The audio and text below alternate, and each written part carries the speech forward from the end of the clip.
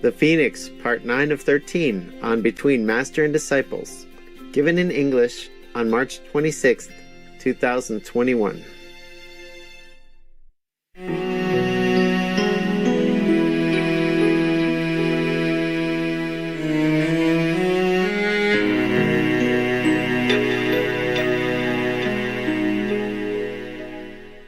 I told you the story about a guy who had no shirt on him.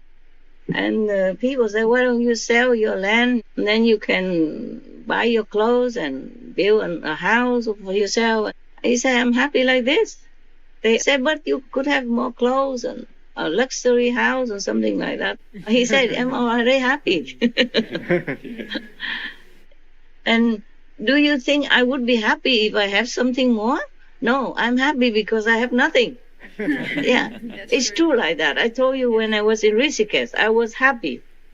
Or when I was with the monks and nuns, my monks and nuns, and in some wilder place, just have a tent and live from river water, yeah, and roasted potato and oranges and stuff, or buying something from the Aboriginal people who live there, who planted vegetables and stuff there, who were very happy.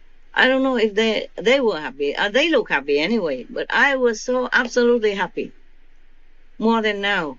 That's what I can say, okay? Yes, ma'am. Yes, ma'am. Rishikesh, India, living with just one samosa now and then, and baking my own chapati. Oh, I was very happy. Truly like that.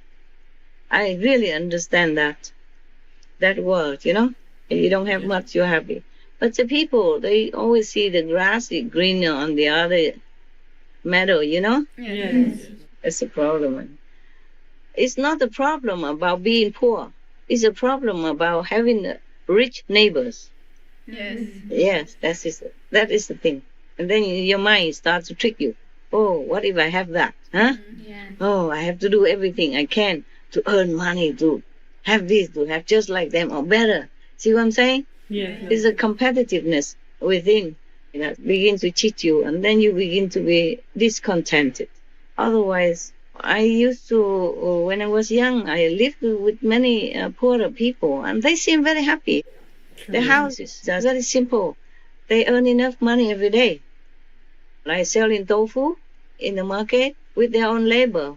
They work together with a sister or family member, and then bring the tofu into the market to sell. You know, the silky tofu Yes, that you can eat. You eat with ginger syrup. Yes, that's all, and they're happy. Yeah, they don't have much in the house. They have just a few pair of clothes. But I don't see any ever frown on their face like I'm doing now.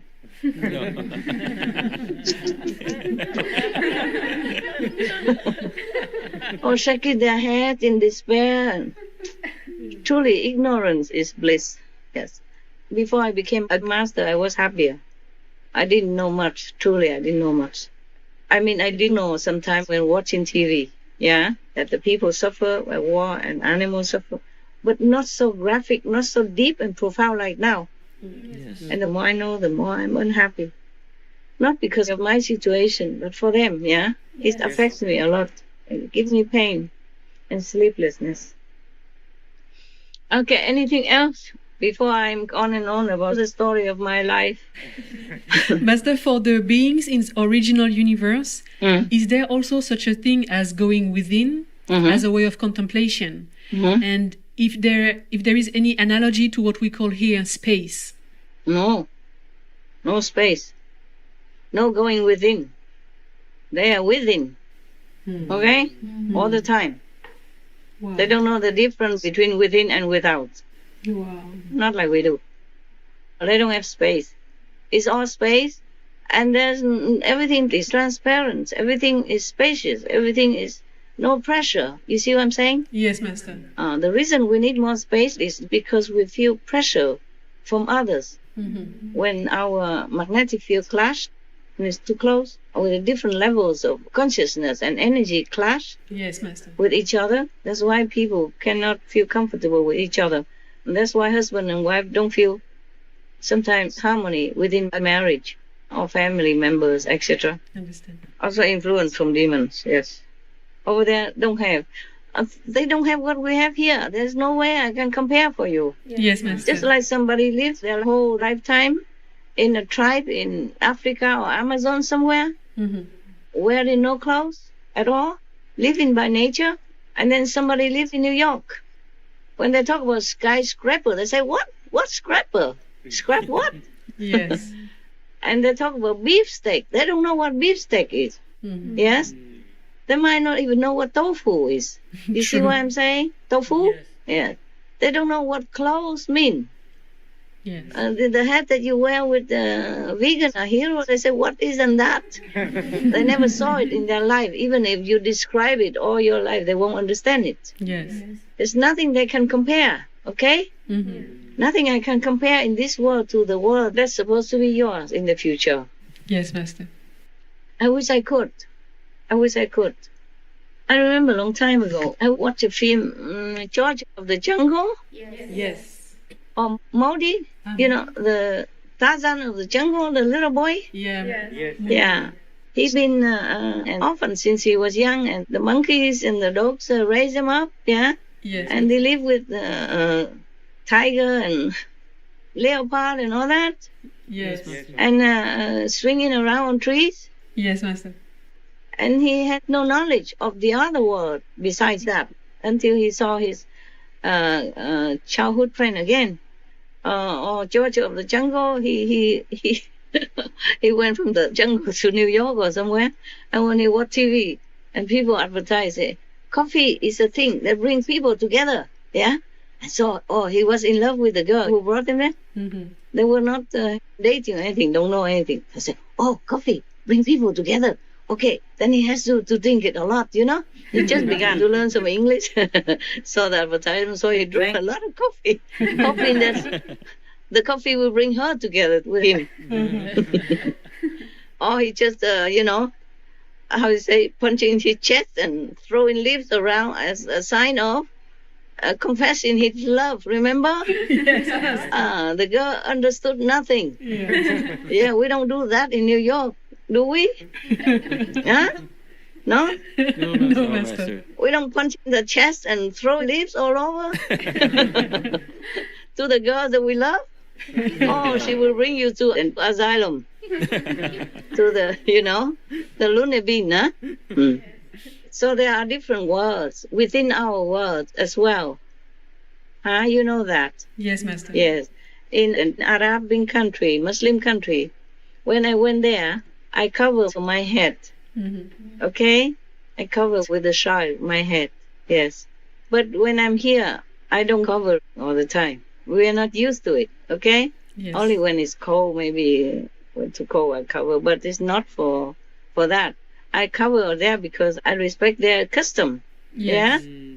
Yes. I want them to feel at ease with me. Like I'm not a stranger coming to make trouble or anything. Okay? I am you. Like that. Yeah. So it's a different custom, you see? Yes, Different Master. custom. So when we are in a different country, I've been in Arab countries, so I know that. But if somebody had never seen an Arabian country or Muslim country, or we did not even have TV, if I describe how they live there, my people back then in Vietnam would never have understood. Yes, Master. And then even it could be dangerous, when you say something that other people don't understand. A long time ago, it's a true story, eh? I told you before, but I'm not sure if it's translated. There was a king's official. He went to France to study somehow. At that time, he probably was the one and only at that time. Maybe he went there to study or also do some diplomatic connection or whatever. Yeah, at that time. At that time, we didn't have airplanes. Long time ago. We still had the king. Yeah? Yes, Yes, Master. We don't have anymore. Yes.